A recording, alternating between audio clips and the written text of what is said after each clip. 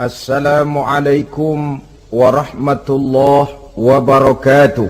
Waalaikumsalam warahmatullahi wabarakatuh. Bismillahirrahmanirrahim. Alhamdulillahi rabbil alamin.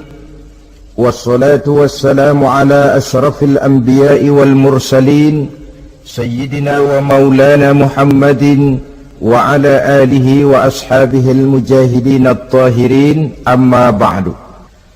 Saudara-saudara kaum muslimin rahimakumullah, kalau setiap muslim ditanya kepengen punya anak macam apa, saya yakin jawabannya pasti sama, kepengen punya anak soleh. Betul apa betul? Betul. Apa ada di sini yang kepengen punya anak jadi garong? Tidak. Saya kira jangankan kita yang insya Allah termasuk orang baik-baik, orang yang tidak baik saja tidak pengen kok anaknya tidak baik. Maling saja tidak pengen anaknya jadi maling. Copet saja tidak kepengen anaknya jadi copet. Dia masih bisa bilang sama anaknya, "Nak, bapakmu sudah kadung jadi maling, kamu jangan nurunin." Itu yang ketahuan malingnya. Maling saja tidak pengen kok anaknya jadi maling, apalagi yang bukan maling. Tapi anak yang soleh ini, saudara, bukan proses yang sekali jadi. Anak soleh tidak akan muncul dengan simsalabim. Anak soleh tidak muncul dengan slogan. Prosesnya sudah diawali oleh pribadi sang calon bapak dan calon ibu daripada anak itu. Itulah sebabnya untuk mendapatkan anak yang soleh ada dua usaha yang harus dilaksanakan. Pertama, usaha zohir, artinya usaha yang kelihatan oleh pandangan mata. Apa saja yang termasuk usaha zohir ini? Pertama, pribadi calon bapak dan calon ibunya. Kalau bapaknya ahli sujud, ibunya gemar hadir di majelis taklim, meresap ke dalam kepribadian anak, ikut membentuk dirinya, sifat-sifat yang baik ini diharapkan akan menurun kepada si anak. Pribadi calon bapak dan calon ibu. Sebab ma fil aba fil abna. Bagaimana kebiasaan orang tua, begitulah anak. Kata pepatah, kalau bapak kencing berdiri, jangan heran anaknya kencing kabur. Kalau bapaknya bangun pagi jam 8, insya Allah anaknya jam 9. Jangan berharap anak mau sholat subuh. Kenapa? Bapaknya kasih contoh macam itu. Lalu suasana di rumah tangga, termasuk yang dimakan, yang diminum, termasuk pakaian kedua orang tuanya, ikut membentuk proses anak yang soleh ini. Kita kan tahu Rasulullah Shallallahu Alaihi Wasallam bersabda di dalam hadisnya, "Inna ahadakum yujma'u khalquhu fi batni ummihi arba'ina yawman nutfah." Tiap kamu diciptakan Allah dalam rahim ibunya itu 40 hari nutfah. Nutfah itu maaf, air kotor yang kalau ketemu di jalan kita jijik, dijual juga nggak laku. Tapi kita berasal dari situ. Dan itu dihasilkan dari saripati makanan yang dimakan oleh sang calon bapak, sang calon ibu. Kalau calon ibu dan calon bapak senang memakan makanan yang haram, senang meminum minuman yang haram, maka itu akan melahirkan saripati makanan yang membentuk sperma yang dihasilkan dari makanan-makanan haram. Itu pun akan ada pengaruhnya dalam proses pembentukan anak yang soleh. Saya dulu berpikir, kenapa Islam ini kok kelihatannya sedikit-sedikit mesti ada doanya. Orang mau makan ada doanya, orang mau berpakaian ada doanya, berdiri di muka cermin berkaca ada doanya. Sampai seorang istri mau bergaul dengan suaminya ada doanya. Pemikiran ini terjawab setelah saya telaah dan menemukan di dalam kitab Ihya-nya Imam Al-Ghazali, diceritakan di sana bahwa iblis yang tugasnya menggoda orang-orang kafir badannya gendut-gendut, sedangkan iblis yang tugasnya menggoda orang Islam badannya kurus, krempeng, ceking kayak morfinis. Satu hari ketemu di jalan karena satu profesi, ngobrol.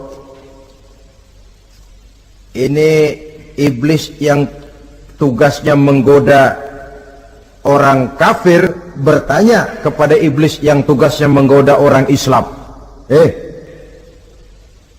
badanmu kenapa kurus macam begitu? Kata yang menggoda orang Islam, bagaimana saya tidak mau kurus? Saya ini ditugaskan menggoda orang-orang Islam. Orang Islam itu kalau dia mau minum, dia baca bismillah. Bismillah racun, saya nggak bisa ikut minum. Dia mau makan, baca bismillah. Bismillah racun lagi, saya nggak bisa ikut makan. Dia mau tidur, tarik selimut, dia baca bismika Allahumma ahya wa amut, racun lagi aja. Saya nggak bisa tidur di selimut, terpaksa tidur di emper, mana keanginan.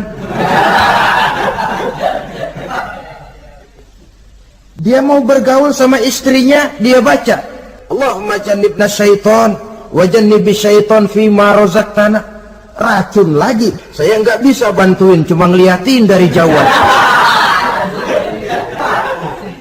Bagaimana nggak kurus makan hati? Kata iblis yang badannya gendut-gendut, untung benar saya menggoda orang kafir yang nggak ada bacaan apa-apanya. Dia makan, saya ikut makan. Dia minum, saya ikut minum. Dia tidur di selimut empuk, saya masuk ke dalamnya. Dia bergaul sama istrinya, dikit-dikit saya bantuin. Allah Karim, ini maaflah kalau sudah dibantuin iblis ini, jangan heran anak jadi sangar nantinya. Jadi sejak proses produksi awal, Islam sudah mengajarkan hal yang sedemikian rupa. Pribadi calon ibu bapaknya baik, makanan, minuman, dan pakaian terdiri dari yang halal. Suasana beragama kelihatan di rumah tangga. Ibu ahli sujud, bapak ahli sujud. Ini termasuk proses usaha yang zahir dari orang tua yang menginginkan anak yang soleh. Sampai terjadi proses kehamilan. Proses kehamilan itu kata Nabi 40 hari yang pertama nutfah, 40 hari yang kedua alaqah, 40 hari yang ketiga mudghah. Mudghah itu embrio, cikal bakal bayi. Setelah proses 3 kali 40 hari itu, barulah ditiupkan ruh ke dalam rahim sang ibu. 120 hari atau 4 bulan, perempuan yang hamil itu baru terasa perutnya bergerak-gerak. Ini berdasarkan pengalaman perempuan. Saya sendiri kebetulan alhamdulillah belum pernah hamil.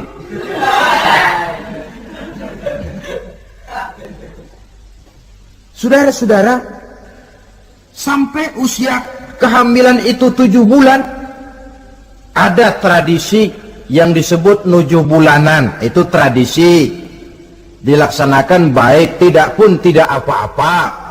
Tidak ada perintahnya memang, tapi juga tidak ada larangannya. Apalagi berkumpul orang membaca ayat-ayat Al-Quran, memohon doa dan sebagainya. Sebab pada kandungan 7 bulan ini, embrio sudah mengarah kepada bentuk positif dari wujud manusia. Di situ dibacakan surah Yusuf, surah Maryam, surah Tabarak, surah Waqi'ah, tafaul namanya. Mengundang rasa optimis supaya membawa keberkahan kepada pribadi sang calon anak yang nanti akan lahir ini. Tapi jangan lupa orang tuanya mulai dengan soleh dulu. Jangan orang tuanya nggak mau sujud, nggak mau ibadah, istrinya hamil dibacain surah Yusuf supaya anaknya cakep kayak Nabi Yusuf. Begitu keluar anaknya kepalanya segi 4 kayak kaleng kerupuk. Apa surah Yusuf yang salah? Tentu saja orang tuanya yang tidak memulai kesolehan itu sendiri. Lalu usia kandungan 7 bulan ke atas, sang calon bapak mulai membantu-bantu istrinya. Kalau malam diusapi perut istrinya yang sedang hamil berat itu, sambil dibacakan surah Al-Insyirah, ya ngusap-ngusap sayang, bukan ngusap gemes. Alam nashrah laka sadrak wa wada'na anka wizrak allazi anqadha dhahrak, supaya Allah memberikan keringanan kepada kehamilan istrinya. Sampai kepada proses kelahirannya, begitu sang jabang bayi brol lahir ke alam ini, sudah dicegat lagi oleh ajaran agama, diazankan. Diriwayatkan oleh Abi Dawud, kana Rasulullah sallallahu alaihi wasallam azana al-Hasan wal Husain fi uzunaihi al-yumna wa aqama fi uzunaihi al-yusra. Adalah Rasul mengazankan cucunya Hasan dan Husain di telinga kanan, mengkomatkan di telinga kiri. Bayi muslim lahir ke dunia dicegat dengan suara azan. Apa sebab? Bayi yang baru lahir ke dunia ini ibarat kaset kosong. Kalau kaset kosong dipakai merekam, daya rekamnya kuat. Maka bayi yang baru lahir ini, sebelum sempat dia dengar cintaku sedalam lautan Atlantik, belum sempat dia dengar gelas-gelas kaca, belum sempat dia dengar tembok derita,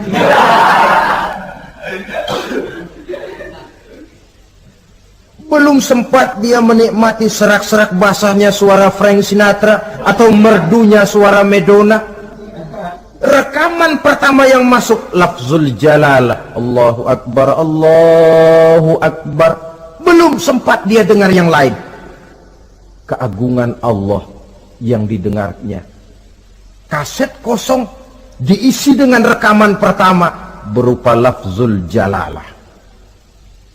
Saudara hadirin yang saya hormati, lalu datang kewajiban orang tua setelah sang anak lahir.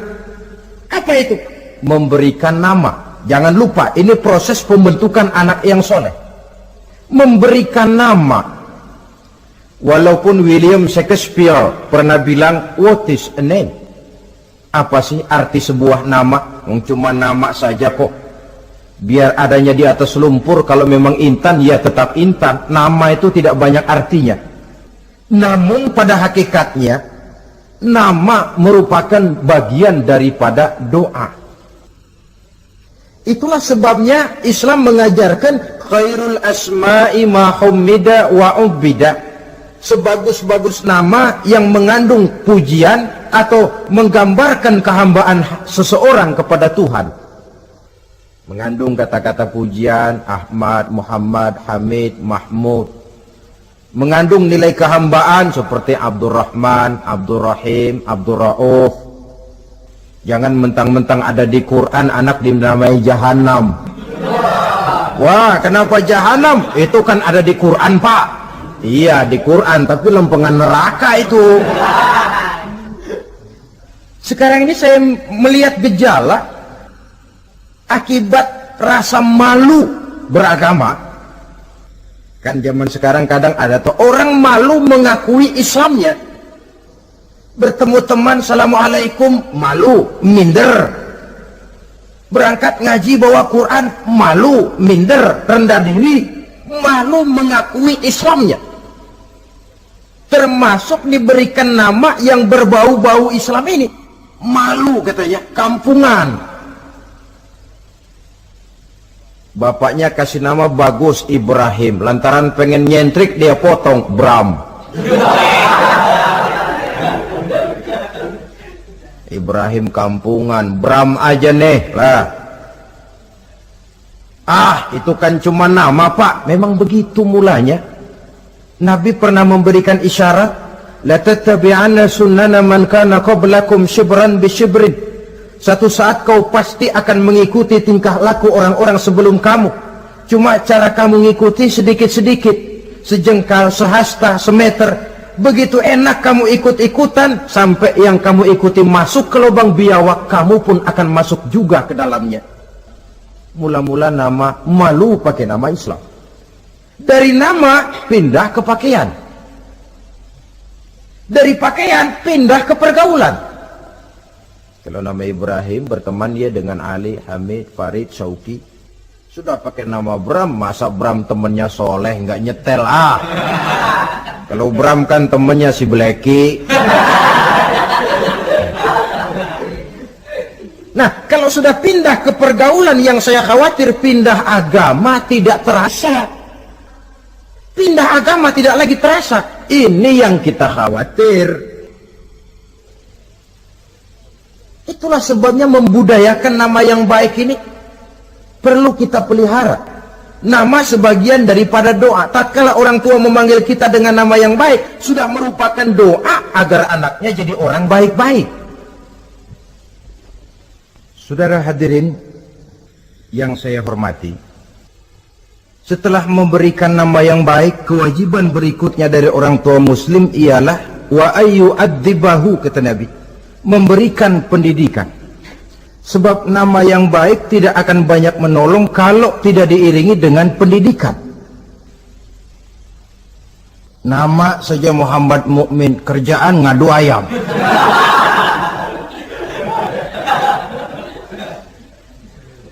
Nama yang baik tapi lantaran tidak diiringi dengan pendidikan, tidak akan banyak menolong. Nah, pendidikan ini dari mana dimulai? Dari rumah tangga. Al-bait madrasatul ula. Rumah tangga adalah sekolah yang pertama. Belum lagi anak kenal TK, ibtidaiyah, sanawiyah. Yang dia kenal adalah rumah tangganya. Gurunya adalah ibu bapaknya. Dan proses mendidik anak ini tentu merupakan proses yang panjang, memerlukan pengorbanan dari kedua orang tuanya. Namun prinsip lebih baik sekarang orang tua berkorban daripada menjadi korban. Kalau orang tua tidak mau berkorban untuk mendidik anaknya, percayalah pada suatu saat dia akan jadi korban, dilawan oleh kebrutalan anaknya sendiri. Biarlah kita orang-orang tua ini peras keringat banting tulang, pergi pagi pulang sore, kaki jadi kepala, kepala pun jadi kaki, untuk satu cita-cita agar anak-anak kita kelak lebih baik daripada kita sekarang ini. Mendidik. Karena kian hari kita dihadapkan dengan kenyataan peledakan penduduk, sulitnya lapangan kerja, persaingan hidup yang makin tajam, sulitnya ekonomi. Kalau anak kita tidak bekali dengan pendidikan, dia akan tersudut di pojok-pojok kehidupan untuk lebih banyak cuma jadi penonton daripada pemain di dalam kegiatan kehidupan ini. Nah, setelah memberikan nama yang baik, lalu mendidiknya, lalu datanglah usaha yang batin di dalam proses pembentukan anak yang soleh ini, yaitu mendoakan anak. Yang baik tentu doa dari orang tuanya sendiri. Sebab kata Nabi, doaul walid liwaladihi kadu'ain nabi li ummatihi. Doa orang tua kepada anaknya seperti doa Nabi kepada umatnya. Sebagaimana doa Nabi kepada umatnya tidak ditolak, begitulah doa orang tua kepada anaknya. Di keheningan malam, si orang tua ini sering bangun, tahajud, sujud dia di hadapan Allah dengan menitikkan air mata, memohon doa dengan doanya Nabi Allah Ibrahim, Rabbi habli minas salihin. Ya Allah, berikan kiranya saya anak yang soleh. Nabi Ibrahim tidak minta anak pintar, Nabi Ibrahim tidak minta anak yang tampan, Nabi Ibrahim tidak minta anak yang kaya dan punya kedudukan tinggi. Yang beliau minta, Rabbi habli minas salihin. Ya Allah, berikan saya anak yang soleh. Kelihatan ini ketika beliau punya anak bernama Ismail, lalu turun perintah Allah, hai Ibrahim, potong leher anakmu Ismail. Nabi Ibrahim bermusyawarah, Ismail, saya Abah, Allah memerintahkan saya untuk menyembelih leher kamu. Menurut pendapatmu bagaimana, mimpiku ini laksanakan atau tidak? Apa jawab Nabi Ismail? Ini bukti doa anak soleh. Abah, kalau memang itu benar perintah Allah, laksanakan Abah. Ya abati if'al ma tu'mar, satajiduni insyaallah minas sabirin. Kalau memang itu perintah Allah, Abah, laksanakan, potong leher saya. Anak soleh. Kalau cuma anak pinter tapi nggak soleh, mungkin jawabannya nggak begitu. Nak, bapak disuruh Allah menjermelih leher kamu. Bagaimana nak, laksanakan jangan. Mungkin dia akan jawab, kenapa saya bapak aja potong yang udah tuaan.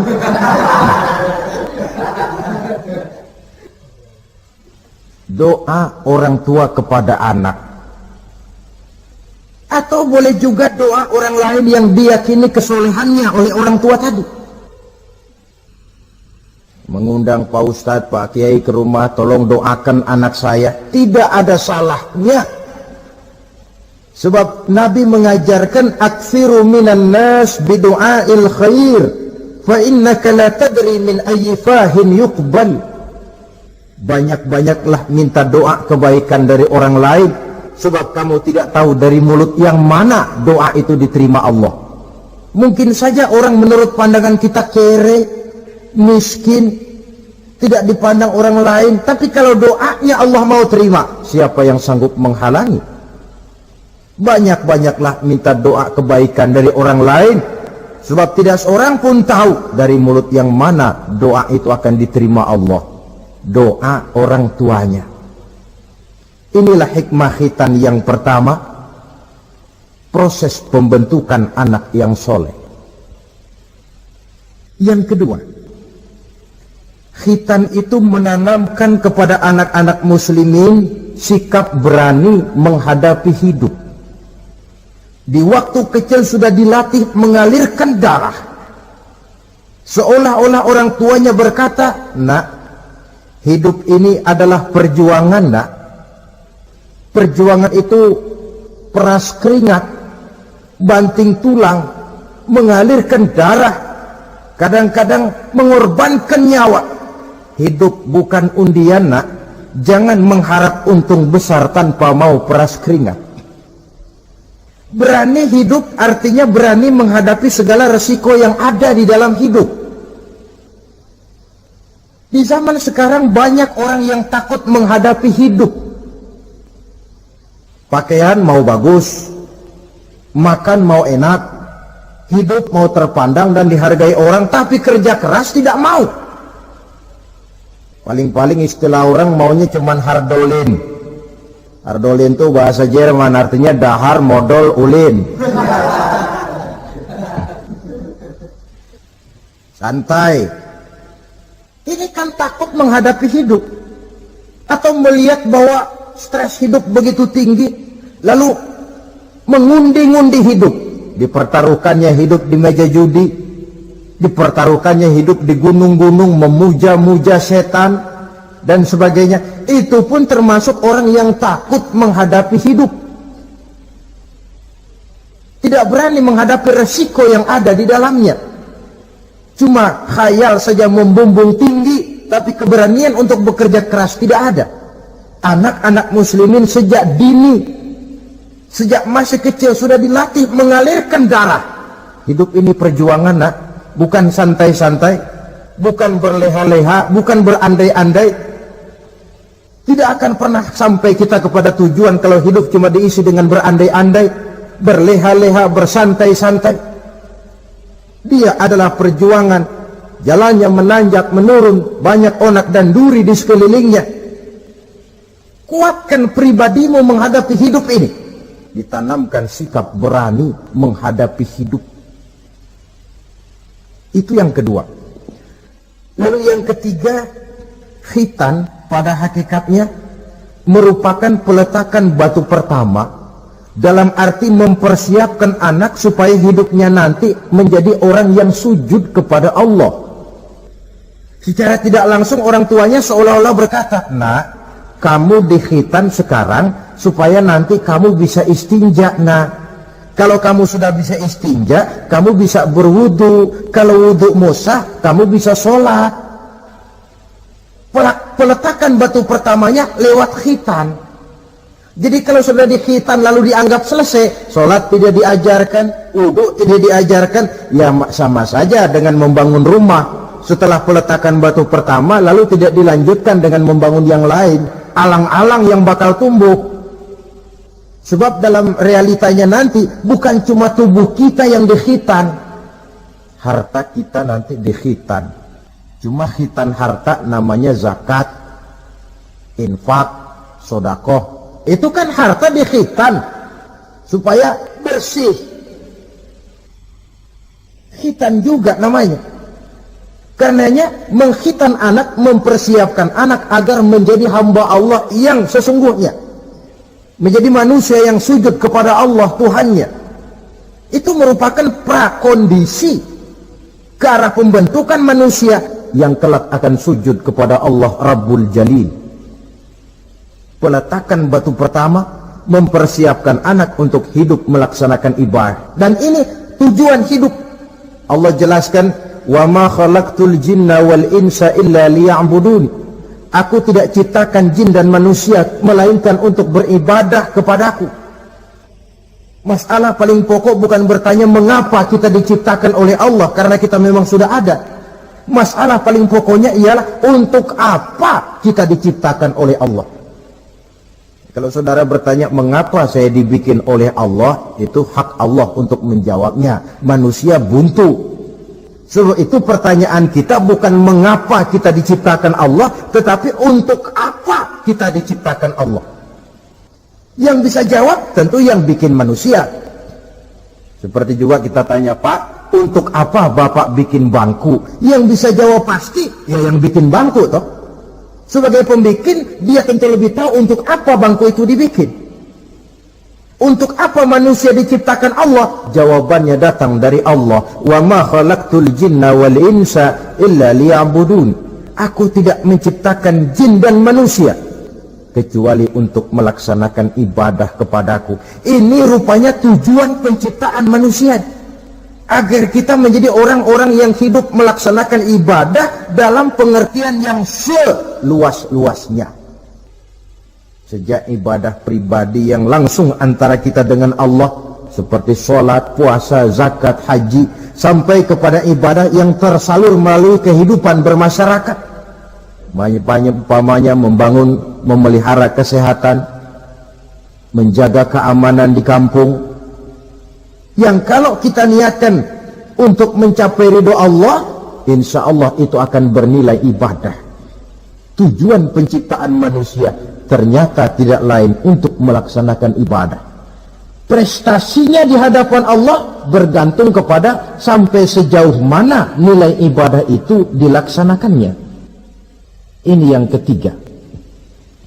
Yang keempat, hikmah daripada khitan itu dari sisi orang tua menempatkan perintah Allah di atas perasaan dan kepentingan pribadi. Ada nggak orang tua yang nggak sayang sama anaknya? Semua orang tua sayang kepada anaknya. Jangan anak sampai dipotong mengalirkan darah. Anak main saja, main layang-layang, jatuh, pulang kakinya berlumur darah, sudah ribut orang tuanya. Kenapa nak? Kenapa sayang? Kenapa raja? Aduh, raja lah kita. Tapi ini perintah Allah. Perasaan pribadi, kepentingan pribadi kalah oleh perintah Allah. Ini mestinya watak seorang muslim. Kalau sudah begitu perintah Allah, begitulah kita laksanakan. Soal keberatan pribadi, perasaan pribadi, kepentingan pribadi, nomor belakang. Yang penting perintah dilaksanakan. Cobalah kalau khitan itu, anak yang begitu kita sayangi, pada umur sedang lucu-lucunya, dipegangi dia, lalu dikhitan. Kadang dia menangis, mengalirkan darah, sakit dia 2-3 hari belum bisa berjalan dan bermain dengan teman-temannya. Tapi ada rasa luas dalam hati orang tua. Kenapa? Alhamdulillah ya Allah, perintahmu sudah saya laksanakan. Perasaan pribadi itu ditekan oleh perintah Allah. Perintah Allah di atas perasaan dan kepentingan pribadi. Kalau perasaan ini sudah kita miliki, itu pertanda nilai iman kita sudah mapan. Tidak cuma dalam khitan, dalam berbagai perintah agama. Hari Jumat berangkat kita dagang, begitu 11:30 mendadak banyak yang beli, laku lagi. Sudah kedengaran suara azan, hayya 'alas shalah, hayya 'alal falah, pembeli makin banyak. Disitulah barometer iman kelihatan. Terusin melayani pembeli dan dapat untung banyak, atau perintah Allah yang sudah memanggil-manggil itu. Kalau perintah Allah di atas perasaan dan kepentingan pribadinya, dia akan tinggalkan dagangan itu, dia akan bergegas menuju panggilan Allah. Saudara hadirin yang saya hormati, jadi perintah khitan ini mendidik setiap muslim agar perintah Allah berada di atas perasaan dan kepentingan pribadi. Hijau kata Allah, hijau kata kita. Putih kata Allah, putih kata kita. Ke barat kata Allah, ke barat kita melangkah. Ke timur perintah Allah, ke timur kita berjalan. Nyatanya kita ini sering paradok. Ke kulon kata Allah, nyetan kita berangkat. Ngalor perintah Allah, ngidul kita jalan. Putih kata Allah, hijau kita bilang. Paradok. Kenapa? Berpadu segala macam perasaan dan kepentingan dalam kehidupan kita yang kadang mengalahkan kepentingan agama, kadang mengalahkan kepentingan umat, mengalahkan kepentingan orang banyak. Tidak itu yang dididik di dalam pelaksanaan khitan ini. Ini yang keempat. Kemudian yang kelima, dari segi kesehatan, kulit yang dipotong, yang menutupi kulfah itu adalah tempat bersarangnya segala macam kotoran. Membiarkannya mengendap bisa saja menimbulkan kanker kulit. Maka untuk menjaga dan memelihara kesehatan, agama menganjurkan khitan. Di samping tentu ada unsur kepentingan biologis. Ini maaf-maaf lah, kalau nanti orang sudah bersuami, sudah beristri, akan terasa manfaatnya khitan. Lain loh yang dikhitan dengan yang tidak itu. Coba saja tanya orang, makan pisang itu yang enak dikupas dulu apa dimakan kulit-kulitnya? Ya mesti tentu yang enak ya dikupas dulu. Kalau kulit-kulitnya juga dimakan, rakus namanya. Belum lagi kemungkinan bisa jadi penyakit. Dari segi kesehatan, dari segi kepentingan biologis, perintah khitan ini kembali manfaatnya buat kehidupan manusia. Itulah sebabnya di dalam An-Nahl ayat 123 Allah Subhanahu wa taala menegaskan, "Tsumma auhayna ilaika an ittabi' millata Ibrahim hanifa wa ma kana minal musyrikin." Kemudian kami wahyukan kepada kamu wahai Muhammad, ikutilah agama Ibrahim yang hanif ini, dan tidaklah ia termasuk daripada golongan orang-orang yang menyekutukan Allah. Artinya syariat khitan ini yang berasal dari sejarah kehidupan Nabi Ibrahim diteruskan oleh syariatnya yang dibawa oleh Nabi kita Muhammad sallallahu alaihi wasallam. Maka kalau ayat menjelaskan inna dina indallahil Islam, agama yang diridhoi Allah itu cuma agama Islam. Islam yang mana? Islam yang dibawa oleh Nabi Adam, diteruskan oleh Nabi Nuh, diteruskan oleh Nabi Ibrahim, diteruskan oleh Nabi Musa, diteruskan oleh Nabi Isa, dan disempurnakan oleh Nabi kita Muhammad sallallahu alaihi wasallam. Karena seluruh rasul yang 25 ini sumbernya sama, Allah. Prinsip ajarannya sama, la ilaha illallah. Cuma syariatnya saja yang agak berbeda, disesuaikan dengan situasi dan kondisi dari umat yang dihadapi oleh rasul itu. Nabi Sulaiman misalnya ada sholat, tapi sholatnya Nabi Sulaiman tidak pakai ruku dan tidak pakai sujud, berdiri saja. Zaman Nabi Nuh ada puasa, tapi puasanya versi Nabi Nuh lain dengan puasanya versi kita sekarang ini. Syariat berbeda sesuai dengan situasi dan kondisi. Tapi khitan sejak Ibrahim, Ismail, Ishak, sampai kepada Musa, sampai kepada Isa, sampai kepada Nabi kita, terus berkelanjutan sampai hari akhir nanti. Jadi bukan merupakan syariat baru. Pengukuhannya dalam An-Nahl 123 ini, aku wahyukan kepada Muhammad, ikuti agama Ibrahim ini, agama tauhid, yang diantara syariatnya adalah pelaksanaan khitan. Sedangkan Ibrahim seorang yang hanif. Hanif ini lebih tinggi daripada sekedar taat. Kalau orang yang taat itu contohnya begini, nak, tolong taruh ini gelas di pinggir meja, nak. Kalau dia taat ya apa adanya, ditaruh saja tuh gelas di pinggir meja. Orang yang hanif lain, mikir. Iya, kalau ditaruh di pinggir kan gampang kesenggol orang, jatuh ke bawah, pecah. Biar diperintah taruh di pinggir, taruh aja di tengah dah, biar aman. Ini hanif namanya. Tingkatan yang lebih tinggi daripada taat. Nabi Ibrahim seorang yang hanif. Tidak ada perintah Allah yang tidak dilaksanakan dengan sebaik-baiknya. Sampai pun perintah memotong anak sendiri. Saya kira kalau perintah macam begini turun kepada orang zaman sekarang, banyak yang bubar jadi orang Islam. Potonglah leher anakmu, udahan aja dah. Dan memang perintah itu cuma untuk menguji kekuatan mental Nabi Ibrahim alaihissalam. Perintah menyembelih leher anak, perintah membangun Ka'bah, perintah hijrah keluar dari kampung halamannya sampai mengembara ke negeri Syam. Perintah ujian menghadapi api yang dinyalakan oleh Raja Namrus. Belum lagi perintah menghadapi kekufuran daripada kaumnya, menghadapi orang tuanya sendiri yang adalah produsen berhala.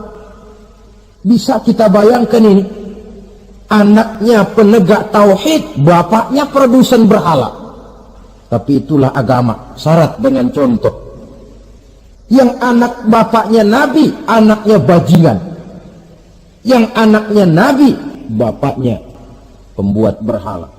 Karena memang hidayah itu adalah hak prerogatif dari Allah Subhanahu wa ta'ala. Diberikan kepada siapa saja yang dikehendakinya.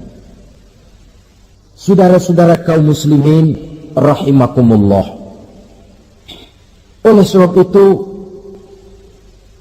saya mengajak kepada seluruh umat Islam, kalau melaksanakan walimatul khitan, mengkhitan anak, boya sudah lewat masanya cuma sekedar diramein dengan layar tancap atau orkes madun. Akan lebih positif kalau diisi dengan dakwah, pengajian, ceramah yang menjelaskan tentang hikmah daripada walimatul khitan ini. Yang ditinjau dari segi apapun, mengadakan pengajian itu lebih menguntungkan, baik pribadi, baik yang mengadakan walimah, baik bagi masyarakat, ketimbang walimah dengan berfoya-foya. Apalagi hadis mengingatkan kita, kata Nabi begini, man sanna sunnatan hasanatan falahu ajruha wa ajru man amila biha. Siapa yang memulai satu kebajikan, dia akan mendapat pahala dan pahala dari orang-orang yang mengikuti kebajikan itu. Saudara nyunatin anak, mengadakan pengajian, undang kiai, banyak orang yang hadir, saudara akan dapat pahala dan juga dapat pahala dari seluruh orang yang hadir. 1000 orang yang hadir, 1000 saudara dapat pahala. Sebaliknya kata Nabi, wa man sanna sunnatan sayyi'atan falahu ismuha wa ismu man amila biha.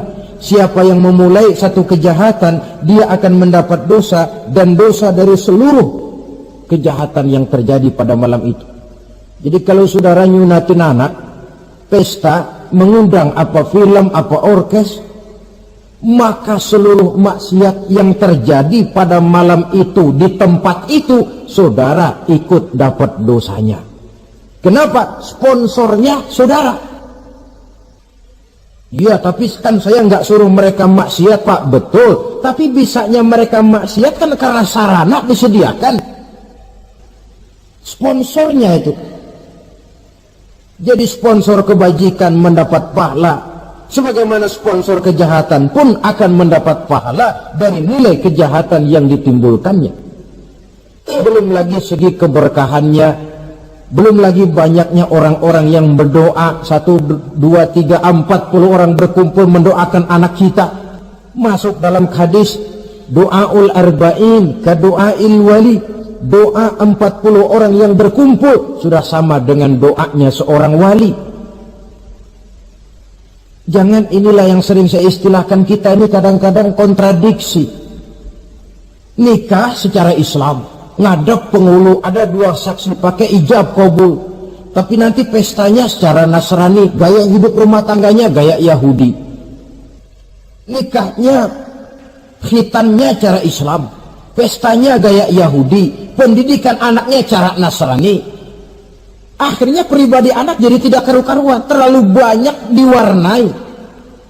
Bukankah Nabi menyatakan kullu mauludin yuladu 'alal fitrah fa abawayhi yuhawidanihi aw yumajjisanihi aw yunassiranihi atau kama qala. Setiap bayi dilahirkan dalam keadaan suci, bersih. Tidak ada dosa warisan dalam Islam. Tidak ada anak haram jadah dalam Islam. Yang haram jadah itu perbuatan bapak moyangnya itu. Anak lahir suci, bersih, seperti kertas putih. Mau ditulis dengan tinta apa, terserah kedua orang tuanya. Setiap bayi dilahirkan suci, kata Nabi. Orang tuanya yang menjadikan dia Yahudi, menjadikan dia Nasrani, atau menjadikan dia Majusi. Kadang tanpa terasa.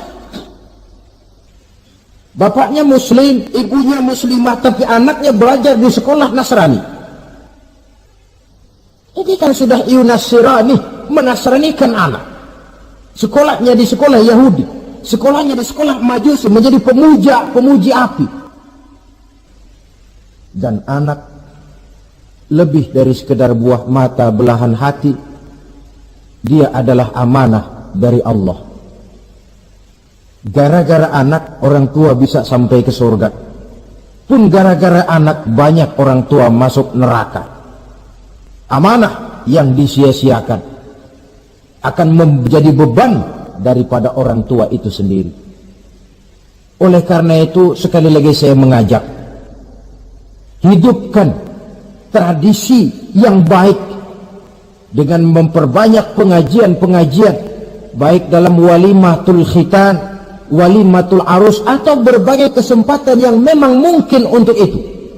Makin banyak dakwah dan pengajian, insya Allah makin terasa akibat positifnya bagi masyarakat, agama, bangsa, dan negara yang kita cintai ini. Nah, saudara, inilah selintas tentang khitan pada pertemuan kita kali ini. Mudah-mudahan ada hikmahnya. Terima kasih banyak atas segala perhatian. Mohon maaf atas segala kekurangan. Usikum wa nafsi bitaqwallah. Aqulu qawli hadha fa astaghfirullahal azim li wa lakum. Wassalamu alaikum warahmatullahi wabarakatuh.